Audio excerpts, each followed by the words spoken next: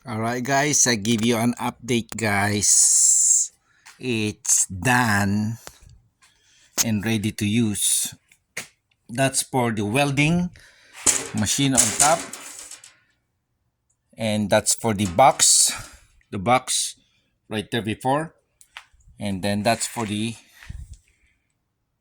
gas tank, and that plasma cutter is for this one. That's pretty much it guys. That's my DIY welding cart, and I put the handle here.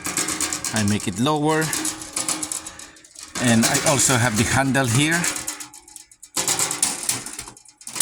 handle in the front. I need to cut this one. It's a little bit longer. We'll do the cutting 101. All right, so we can access the handle.